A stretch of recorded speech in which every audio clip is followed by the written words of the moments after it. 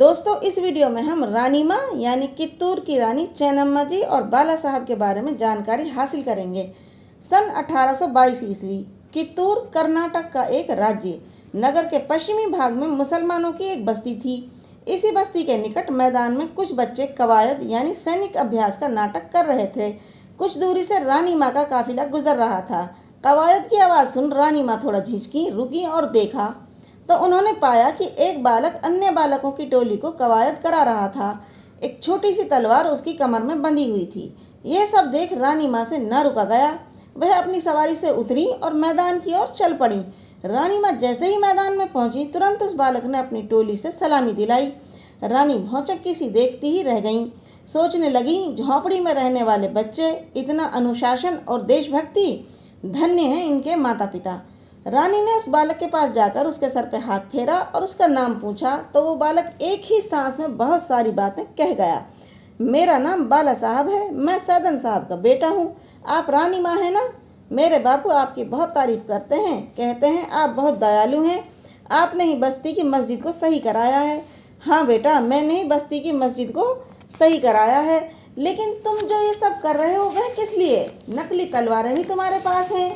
तुम्हारी उम्र भी बहुत छोटी है। तुम करना क्या चाहते हो? छोटी उम्र से क्या होता है? आप देखना हम अंग्रेज़ों को कैसे मार भगाते हैं। इन्हीं तलवारों से हम उनके सर कलम कर देंगे। शाबाश बेटे, मैं तुम्हारे बुलंद इरादों की कद्र करती हूँ। तुम अपनी टोली को लेकर मेरे यहाँ आना। मैं तुम सबको एक एक तलवार और उसके साथ साथ एक ढाल भी दूंगी। कित्तूर के शासक मल्ल सर्ज के निधन के बाद कित्तूर के शासन की बागडोर रानी ने अपने हाथों में ले ली थी। लेकिन अंग्रेज़ों का खूनी पंजा कित्तूर को लीलने के लिए लालायित था। प्रजा इस बात को अच्छी तरह समझती थी, लेकिन प्रजा का रानी के प्रति अपार प्रेम व श्रद्धा थी। कित्तूर का बच्चा बच्चा रानी पर अपने प्राण न्यौछावर करने हेतु तत्पर रहता था। रानी ने अंग्रेज़ों से राज्य की रक्षा की खातिर शिवलिंग रुद्र सर्ज को गोद ले लिया। प्रजा में हौसला बनाए रखने के लिए समय समय पर सेना की टुकड़ियां मार्च करती हुई नगर का चक्कर लगाती रहती। मार्च करते हुए सैनिकों को बाला साहब बड़े गौर से देखता और सोचने लगता। एक दिन बाला साहब ने कुछ बच्चों को इकट्ठा किया और एक टोली बनाकर सैनिकों की नकल आरंभ कर दी। अगले दिन सभी को कुछ असली जैसी एवं कुछ नकली तलवारें भी थमा दी। प्रतिदिन सैनिक टुकड़ी की ही तरह अपनी टोली का नेतृत्व कर बाला साहब सैनिक अभ्यास का नाटक करने लगा। उस दिन भी वह ऐसा ही नाटक कर रहा था।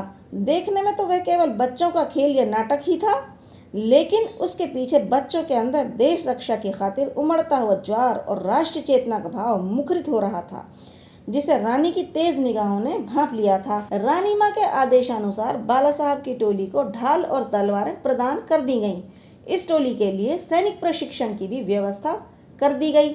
बाला साहब का रानी माँ के महल में सीधे आना जाना आरंभ हो गया। सैदन अपने बेटे की इस उपलब्धि से बहुत खुश थे। धीरे धीरे बाला साहब 18 वर्ष के हो गए।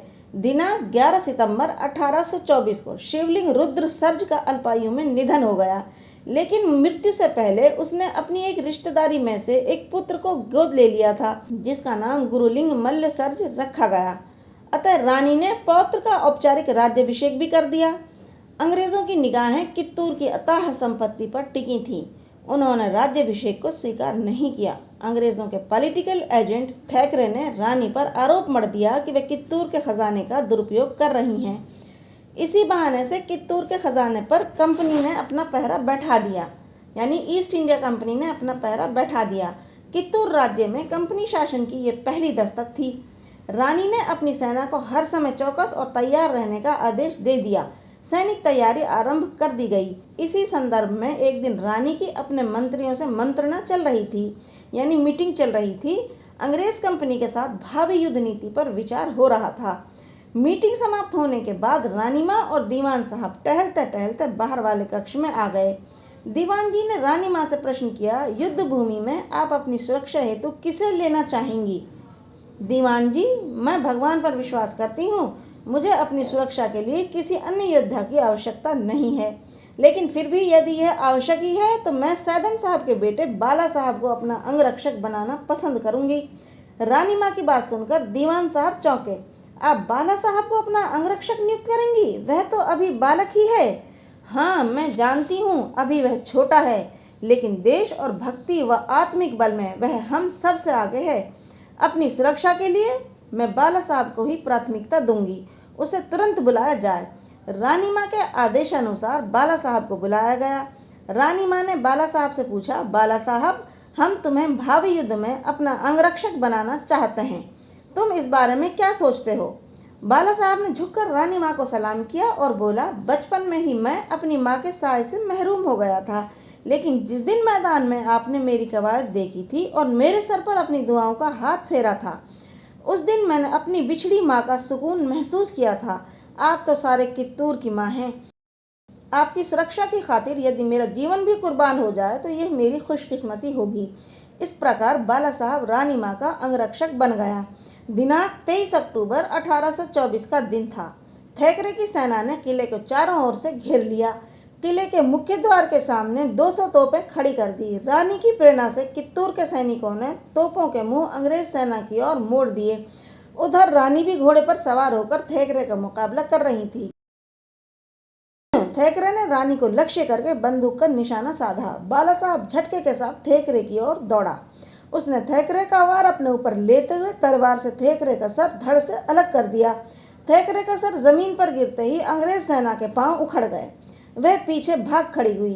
रानी चेन्नम्मा जिंदाबाद के नारों से आकाश गूंज उठा। रानी ने अपने घोड़े को बाला साहब की ओर मोड़ा। बाला साहब खून से लथपथ जमीन पर पड़ा था। उसका सीना गोलियों से छलनी था। सामने से अपने सीने पर गोलियां खाते हुए रानी माँ की जान बचाकर उसने एक महान योद्धा का कार्य किया था। रानी माँ के उधर आते ही बाला साहब की आंखों में चमक आ गई। रानी माँ को सलाम करने के लिए जैसे ही उसने अपना हाथ उठाया, उसके प्राण उड़ गए। उसका उठा हुआ हाथ धम्म से जमीन पर गिर पड़ा। गर्दन एक और लुढ़क गई। रानी माँ ने घोड़े से उतरकर बाला साहब को अपनी बाहों में उठाया, उसका मस्तक चूमा और बोली, मेरे लाल, जिस धरती ने तुझ जैसे वीर पुत्रों को जन्म दिया हो, क्या वह कभी गुलाम रह सकेगी? नहीं, कभी नहीं। वीर पुत्र, तुझे और तेरी बहादुरी को रानी माँ का सलाम। दोस्तों, अगर आपको मेरा वीडियो पसंद आया हो तो इसे लाइक, शेयर और सब्सक्राइब जरूर करें।